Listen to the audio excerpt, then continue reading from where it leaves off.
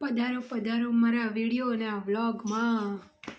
તો જય માતાજી અને જય શ્રી કૃષ્ણ. બધા જ કુશળ મંગળ હશો ને એ મજાના આખા ગામના હશો એ મારી હૃદયથી શુભકામના હશે. અને બધા કેમ છો અને તબિયત પાણી કેવા? ખાવા મજા ને? તો તમારા બધાનું સ્વાગત છે મારા ચપચપ વ્લોગમાં. હું એ ઇંગ્લિશ શીખું છું કંઈ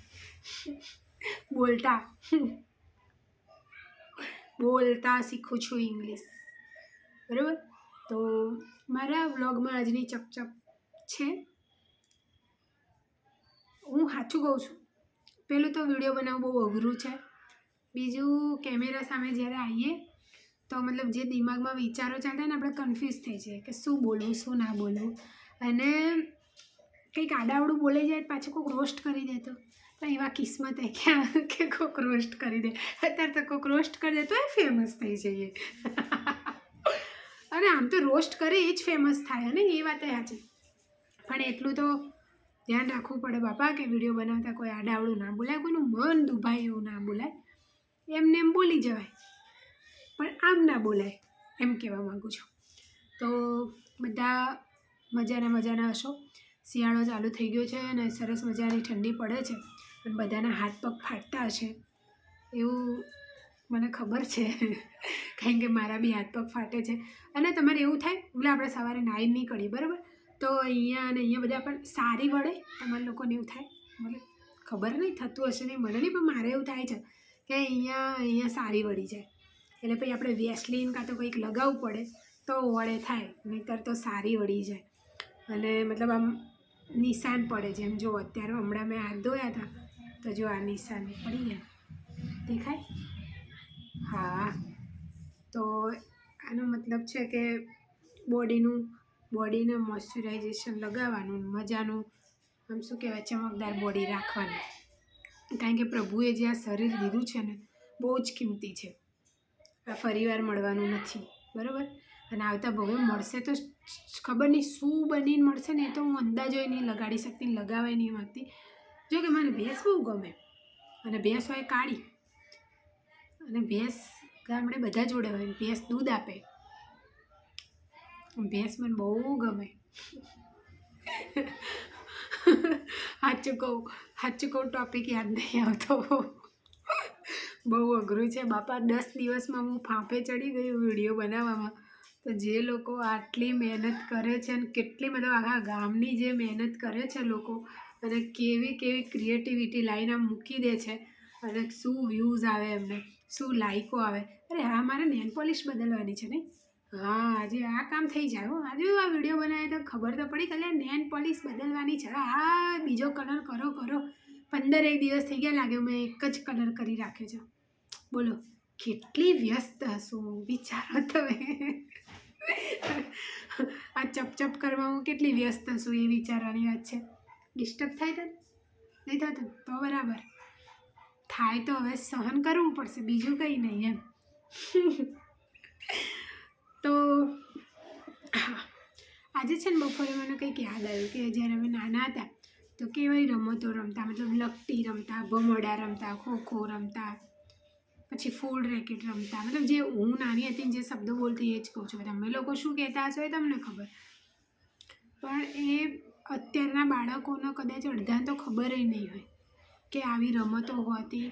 ઇવન પહેલાં તો ચલો આપણી ઘરની આજુબાજુ એવા મેદાનો હતા કે આ બધું રમી શકતા, આપણે દોડી શકતા, ક્રિકેટ રમતા અને ફૂલ રેકેટ રમતા, અને કેટલા બાળકો એવા મજા, ઘરગથ્થા રમતા અને દુકાન કરતા. હું તો બહુ દુકાન કરતી.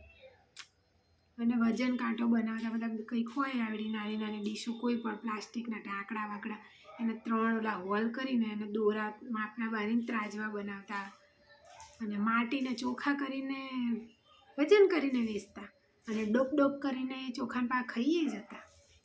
શું દિવસો હતા એ દિવસો તો ક્યારે પાછા નહીં મળે, કે એ રમતો ક્યારે પાછી નહીં મળે. તો અત્યારના બાળકોને એ રમતો રમતા જોવા નહીં મળતા. તોય કહું, ગામડા બાજુ જેમ કે અમે હમણાં નવરાત્રિમાં ગામડે ગયા હતા તો એક કેટલાક બાળકો ત્યાં કેટલીક જૂની રમતો છે જે રમતા હોય છે. જેમ કે છાપો રમવી, મતલબ જે આપણે માચીસ છે જે આપણે માચીસ આગ હળગાવતા નહીં, માચીસ કંઈ આટલા બધા બી આપણે ખબર નહીં, તમને ખબર નહીં હોય તો પછી આપણે કંઈ અદાણી અંબાણીની ઓલાદો છીએ તે આપણને ખબર ના હોય માચીસ એટલે શું. તો હું આટલું બધું એક્સપ્લેન કરું છું. માચીસ એ માચીસનો જે છાપ આવે અને છાપ કરીને પછી એને રમવાની, પછી એક નાખવાની, એક જેવી આવે એ જીતી જાય. એક ગેમ તો એ મેં જોયું હતું ગામડામાં. પેલી લકટીઓ રમતા મેં જોયા હતા. અંટી કહેતા જેને એ રમતા છે. ભમરડા ભમાવતા હમણાંથી કદાચ બાળકોને નહીં જોયા, પણ તમારા ભત્રીજો ભમરડા ભમા, પણ હવે બી એ બી મોટો થઈ ગયો તો હમણાં 1-2 વર્ષથી એ બી નહીં ભમાવતો. બટ તો એની જોડે ભમરડો પડ્યો અને ભમરડાનો દોરીનાનો મેળ ના પડ્યો એટલે નાળાની દોરી કરે અને પછી ભમરડો ભમાવે. મને ભમરડો ભમાવતા આવડે બોલો. અને મને ભમરડો ભમાઈને પછી એનો દોરીથી આમ કરીને હાથમાં લેતા આવડે. સાચું કહું છું, માનવામાં ના આવે તો વિડીયો બનાવીને મૂકીશ હું કંઈ તો પછી આવા તો ભમરડા રમવાની સિઝન. એ મતલબ એ બધી રમતો, એ બધી ખુશીઓ અત્યારના બાળકોના નહીં મળવાની. તો ચલો મારા ભત્રીજો ઉંમરમાં છે તો 12-13 વર્ષનો, તો હજુય આ 2-3 વર્ષ તો કેટલીક જૂની રમતો રમે છે કે આ છાપા રમવા, લકટી રમવા, ભમરડો ભમા. ખબર નહીં 5-10 વર્ષ પછી તો આ બધું જ ભમરડા વેચાતા હશે કે નહીં એ મને તો ખબર નહીં. પછી તો ખબર નહીં. અને હવે તો આપણે જે અંટીઓ મતલબ લકટી આપણે જે રમતા એ તો હવે શોકેસોમાં વપરાય છે. એનો તો આમ સજાવવામાં ઉપયોગ કરવામાં આવે. રમવાનું તો બાળકોને ખબર નહીં હશે કે નહીં. અને અત્યારે તો નાના બાળકોને પાછા મા બાપને ટેન્શન થાય કે બાળક એ ગોટી ગળી ના જાય એટલે પાછું હવે એને હલાય નહીં. નાના બહુ હોય તો અપાય નહીં, એટલે ભમ ગળી જાય. શું કહેવાય. ભાઈ મને યાદ છે અમે નાના હતા ત્યારે, મતલબ અમે તો હું તો નથી રમતી પણ અમારા ભૈલાઓ મતલબ અમારે ત્યાંના છોકરાઓ એક વસ્તુ રમતા કે એક ત્યારે આઠાના ચાલતા હતા. આઠોના પાયલી મેં વાપરેલી છે એટલે મને યાદ છે. પણ પછી પાયલી બંધ થઈને આઠોના તો ચાલતા હતા. મને એવું લાગે આઠોના હમણાં સુધી ચાલતા હતા. થોડા વર્ષો જ થયા છે કે આઠાના વાપરવાના બંધ થયા.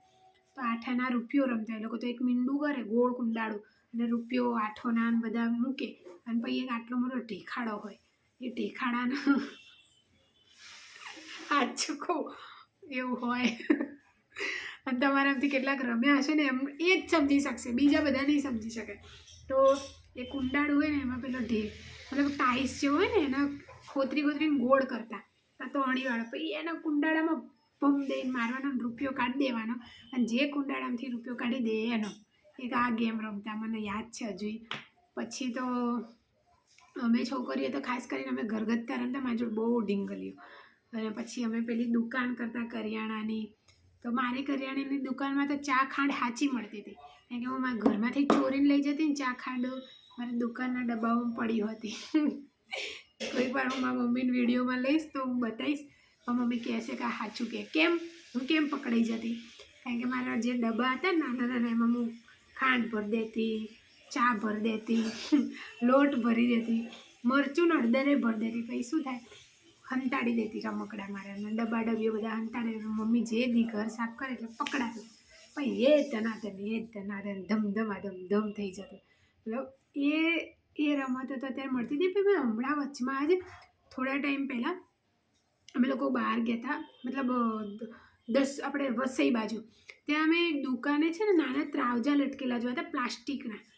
મતલબ એ મને જોઈને મારું બચપન યાદ આવ્યું કે અમે લોકો આવા ત્રાજવા બનાવતા અને રમતા. અને તો એ સમય તો હવે પ્રભુડો ક્યાં પાછો આવવાનો. હવે તો આવતા ભવે મળે તો ખરું. બાકી એ બધી રમતો અત્યારના બાળકોને ખબર નથી અત્યારે તો. અને ક્યાંક જોવા જઈએ તો હવે એ સમય બી નથી. હવે લોકો કાં તો ભણવા પાછળ ગાંડા થયા છે પણ ભણતા તો નથી જ. અને મોબાઈલ જો અમારો ભત્રીજો હસ્યો મતલબ સાચું બોલે ને, મતલબ ભણવા પાછળ ગાંડા થયા છે, ભણતા નથી. મોબાઈલ એટલો વાપરે છે, ગેમોમાં છે. મને નહીં ખબર આ લોકો બધા કે ગેમ રમીને આટલા પૈસા કમાઈએ આટલા કમાઈએ, પણ નથી કમાવાના. કારણ કે હું મારી વાત કરું, આજથી 4 વર્ષ પહેલાં આજે બધી ગેમની એપો ડાઉનલોડ કરે છે ને તો એક નંગના ભરોસે આવીને આપણે એને બી મને લિંક શેર કરીને કે સુરેખાતા રમવાનું ને 1-1 રૂપિયા આવી રીતના અંદર નાખવાનો એટલે પૈસા તમે માનશો નહીં. 2-3 વાર મેં રમ્યું ને એમાં મતલબ કંઈ લૂડો જેવું હતું આમ, અને એક વિમાન ઉડે અને ઉડાડવાનું ને એવું બધું હતું. કોઈ હેવી ગેમ નથી કે ના આવડે એવું, હાવ સરળ હતું. અને પેલું દબાઈ કરવાનું એટલે બધા લાલ આવી જાય તો તૂટી જાય, લાલ લીલું પીળું આવે તો ના થાય ને એવું બધું હતું. મતલબ મેચિંગ કરવાના એકબીજાના ખાનાઓને. તો પહેલાં શરૂઆતમાં તો 2-3 ગેમે આપણને જીતાડે, મતલબ આપણે 2 રૂપિયાની ગેમ રમતા હોય ને તો 30-40 રૂપિયા દે, 100-200 દે, એમ કરીને તમે માનશો નહીં 2-3 ગેમ તો હું 1000 રૂપિયા જીતી હતી સાચું. પછી શું થયું, ત્રીજી ચોથી ગેમથી પછી એ લોકો ધીમે ધીમે જીતાડે ને પછી કન્ટિન્યુ હરાવે. એ થયું એમ કે એ જે એમને 3000 મને જીતાડ્યા હતા ને એ તો હું ઓલરેડી હારી ગઈ હતી, એટલે એક ઓલું થાય કે ચલો એમના આપેલા તો ભલે ગયા પણ આપણા જે થોડા ઉપરના જે ત્યારે એ પાછા આવી જાય, એમાં ને એમાં હું 100 ભર્યા, 200 ભર્યા, 300 એમ કરીને 800-900 ને ગોબો પડ્યો તો બાપા. એટલે એવી બધી ગેમમાં પડવાનું નહીં. 800-900 રૂપિયામાં તો કેવો મજા, ને મારે ડ્રેસ આવી જાત અને 1.5-2 મહિનામાં પાણીપુરી ખાત. કંઈ વાંધો નહીં, થાય જીવનમાં બધા અનુભવ લેવા જરૂરી છે. એના પછી મારા એક ભાભી અને એમને મને લિંક મોકલી હતી કે સુરેખાબેન આ ગેમ ડાઉનલોડ કરીને રમજો. 2 હાથ ને ત્રીજું માથું, બાપા આ કામ ના થાય. એ મને 800-900 મારા હજુ યાદ છે. પણ આવી રીતે બધા છેતરાતા હોય છે. આ મને કેવી રીતે ખબર પડી, કારણ કે હું બી અહીંયા બધા અમારે અહીંયા બધા જે રમતા હોય ને હારી ગયા હોય એ લોકો કહેતા હોય છે અમારે એક અહીંયા તો એક છોકરો 80,000 હારી ગયો હતો. બોલો, મને એ થાય કે સાલું એનું મોઢું એવું કે કોઈ એને 80 રૂપિયા ઉસીના ના આપો અને આ ગેમ રમવા માટે 80,000નો જુગાડ એ વ્યક્તિએ કેવી રીતે કર્યો એ વિચારો. હમણાં ઘરમાં કંઈ પ્રસંગ હોય તમે કહો વ્યક્તિને કે આપણે 80,000 લાખનું વ્યવસ્થા કરવાની તો નહીં થાય. અને આવી ગેમ રમવા માટે આ બધા જોડે વ્યવસ્થા કેવી રીતે થઈ જાય પૈસાની, મને એ બી વિચાર આવે.